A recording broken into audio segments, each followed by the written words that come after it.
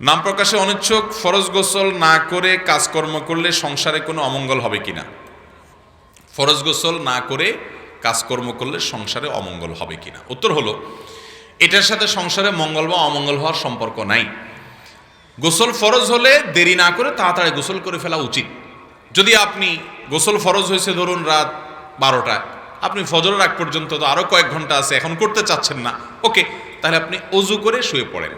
বা অন্য কাজ করতে চাচ্ছেন, ফজরের পরে আপনার গোসল ফরজ হয়েছে, এখন জোহর তো আরও অনেক দেরি, পরবর্তী ওয়াক্তে নামাজের আগে তো অবশ্যই গোসল করতে হবে, কিন্তু আপনার হাতে 4-5 ঘন্টার সময় আছে, আপনি এখন চাচ্ছেন আস্তে ধীরে পরে গোসল করবেন, ওকে, জায়েজ আছে। আপনি গোসল করে অজু করে নিয়ে অন্তত তারপরে ঘরের অন্যান্য কাজ করেন বা খেতে খামারে কাজ করেন, এটা উত্তম। যদি অজু করা ছাড়াও আপনি করেন তাতে হারাম হবে না, কিন্তু সুন্নাত হবে অজু করে নিয়ে যদি করতে পারেন সেটা ভালো হয়, জাস্ট ভালো হয়। না করলে কোনো বড় গুনাহ হবে ব্যাপারটা এরকম না। আমরা অবশ্যই মনে করি কারণ অমঙ্গল হয়, এর সাথে মঙ্গল অমঙ্গলের সম্পর্ক নাই। তবে হ্যাঁ, এটা ঠিক যে সুন্নতের খেলাফ হবে আপনি গোসল অনেক দেরি করে বসে বসে অন্যান্য কাজ করে বেড়াচ্ছেন, এটা সুন্নতের খেলাফ হবে। এবং সুন্নতের খেলাফ হলে যতটুকু অমঙ্গল হওয়ার ততটুকু তো অমঙ্গল হবেই। তো অমঙ্গল বলতে আমরা যা বুঝি সেটা এখানে না।